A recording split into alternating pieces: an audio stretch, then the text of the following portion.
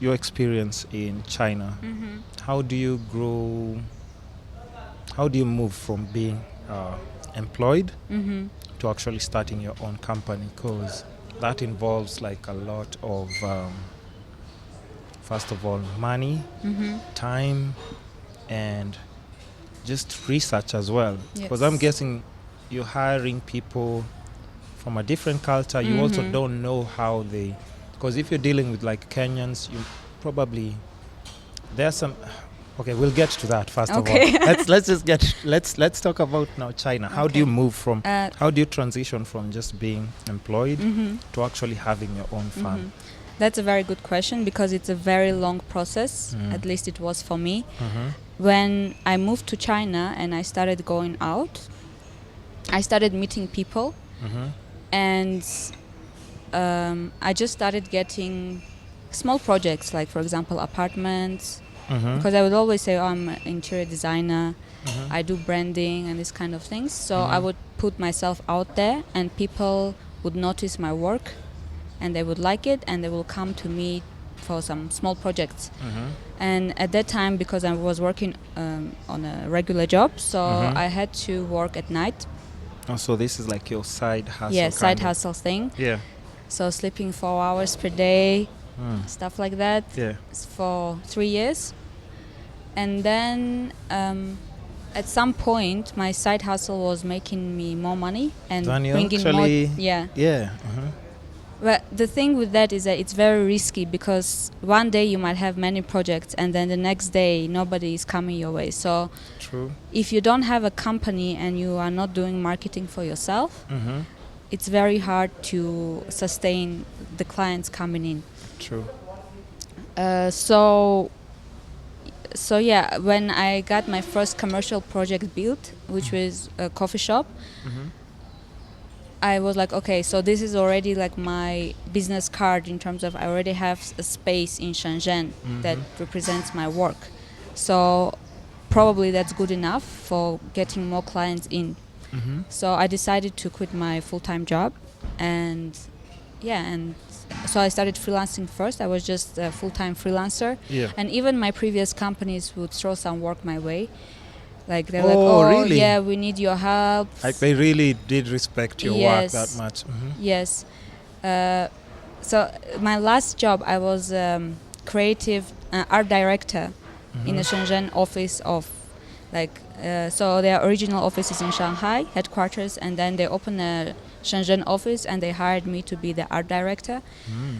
So when I quit that job, there was nobody to take care of the design. Position, Yes, so they keep outsourcing projects to me, and it also like helped me a lot. I'm actually very grateful for that. It helped me a lot to start my business. Yeah, because I had support from my previous company. Yeah. What else? So I started getting more and more projects. At some point, I was like, okay, I can't do all this work myself, so I need to hire people. Yeah. I don't know if you know this story, but Tell me. The first person I hired, designer, Chinese designer, he actually sued me for firing him. Wait, so, did you have contracts? Yes. You had contracts? Yes, of course. So how do they sue you if you have contracts? So contracts, first of all, are both in English and Chinese. At that point, my Chinese is not that great. Is he the one who presented the contract to you? No, I wrote the contract. Like I got some sample contracts, then I put them together and so this can be a good contract. So I hired this designer guy, and after 1.5 months he was on probationary period. So according to the contract, it's 2 months of probationary period. Why I put 2 months? Because all my previous companies gave me 2 months for probationary period. So so this must be, it must be good, right? And after 1.5 months, he was not performing as well as I expected him to. So I decided to fire him. So I told him, look, we cannot go like this. So I have to let you go. And then he was like, no, you cannot. Like, why? Oh, because if you want to terminate the contract, it has to be a mutual agreement. And my probationary period is already over, and you need to notify me in like 2 or 3 weeks in advance. Yeah. And I was like, no, it's not over. It's like, yes, it's over, because according to the law, Okay. according to the law, for 1 year contract, you can only have 1 month probationary period. Oh, and was he right? Turns out, yes. Oh. So all my previous employees have been doing this to me, and I had no idea. Yeah. Yes, so he sued me through the labor bureau, but fortunately we could like negotiate things through labor bureau, and at the end we just paid him off for 1.5 months salary. Yes, And he was moved okay on. with that. But is it like kind of tricky? Because I'm just guessing, when you're settled there, do like people already know like they can take advantage of you because you don't know about Yes, the because ins I'm and a outs? foreigner. Yeah. Yes. And but you had already stayed there for quite some time. So is it that you just weren't aware, or you didn't put that into consideration when you're starting First your I own? didn't check like carefully. I didn't have a discussion with a lawyer about the labor contract. Yeah. So yes, it was also my mistake. Yeah. Yes, I definitely. mean, it's just paying attention maybe Yes. too.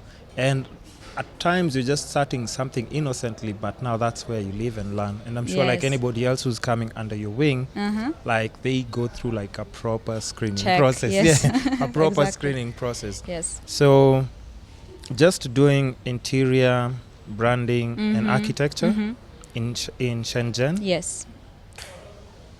Is it competitive? Is it like, someplace where like you just landed and realized like, oh, I mean, I'm doing way better designs than what's existing here already. I mean, is it competitive, or was it easy for you to just like, according to now, like once you've actually opened like your own firm, is it much easier for you to like just present projects that are mind-blowing than? Well, of course, when you have your own firm, it's much easier because clients trust you much more, and you can land bigger projects. Because people who are willing to give a lot of money to a designer, they would not go just to like a random freelance designer, right? They need a company that they can trust. So yes, it gets easier when you get a company, but of course your expenses, your overhead makes you kind of worried all the time, and you are trying to get bigger projects, and at the end, well, most of the design agencies fail when they try to get too big of a project because they are not able to handle it, and they just fail the project, and then from that they cannot like get over it. In the beginning, when I first started, it was not competitive at all, but like Chinese designers are getting better and better with time, and they are very fast. So now like there are many good Chinese designers and design agencies, and I feel like the competition is getting tougher and tougher with every year.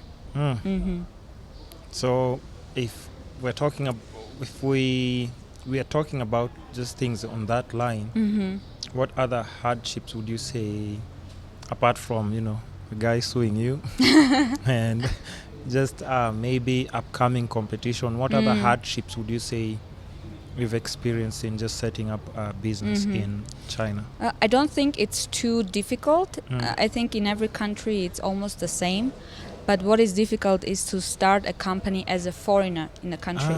Do you need to have like a citizen as part of your company? There's some countries Yes. here they have to. Yes. So only 30% of employees can be foreigners. So if I'm the foreign founder of the company and I'm hiring, it means that the next 3 people should be Chinese. Oh, wow.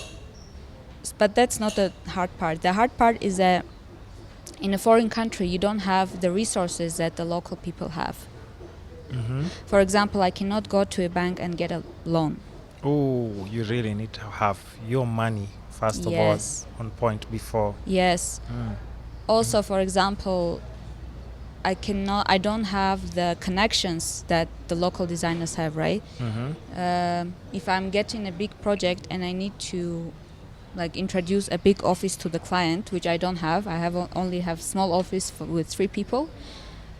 What would local designer do? They, of course, they have friends and they know people who run big offices. So we'll just, okay, can I use your office for one day to introduce to my client? They do that, and of course, because there is a relationship, they can come back to that office, you know. So, like relationships, network, resources, this kind of things is a disadvantage of like as running. A foreigner. Yeah, as a foreigner. But I think it's not only in China. I think in any country that, as a foreigner, you try to start a business, that will be a case. Also, I think that a lot of attention. You bring a lot of attention because. Okay, so you're a foreigner coming to our country to make money. You're getting all these big us. projects. Yes. You know, also this aspect. Which aspect? Oh, you don't want to talk about it? No, I mean, I think it's like normal in any country that they will pay more attention to foreign businesses in terms of how legal are they, paying taxes, all that stuff. In fact, like the tax companies will be like, they'll be like, okay, but that's interesting. But so you've decided to, even though I know you move around a lot, you've decided to maintain like your station in Shenzhen, and you're comfortable being there. Yes. Okay. So how do you figure your way around this country called Kenya? I still don't. Okay, so that's still a puzzle. And how did you run across my podcast? Okay. Before we go. I think I followed Art Cafe and then they reposted something from your Instagram. Oh. Yeah. Like, okay, this is interesting because I really have passion for podcasts. I don't have time to do it myself, but I'm trying to be guest on different podcasts. Oh, yeah. If you ever need like just tips on how to do like your own podcast, I can show you that. And you can even start with just something small like just this mixer, and that's it. Forget about all these other things. Okay. Exaggerated, they can make you like just give up on doing a podcast. I see. But you can start with something simple as this. Okay, I think I'll give you tips on that. Okay, so at Cafe, thank you for that as well. Yeah. So oh my, I don't want to forget. What were we talking about before? Before my chain of thought. Oh my God, no. You forgot. No, how do you transition? Oh, to Kenya. To Kenya, yeah. How do you transition moving from like, just this amazing place and then just coming to do projects in Kenya? So it was through, of course, a Chinese client. So who's so based a Chinese in Kenya? client approached us to do a project in Kenya.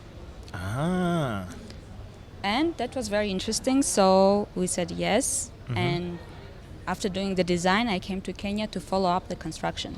So I stayed here for 2.5 months to follow up the construction. And I loved the place. And I just decided to come back and visit again and see if there are like more opportunities, because from what I see there are a lot of opportunities. It's a growing market, a lot of construction going on.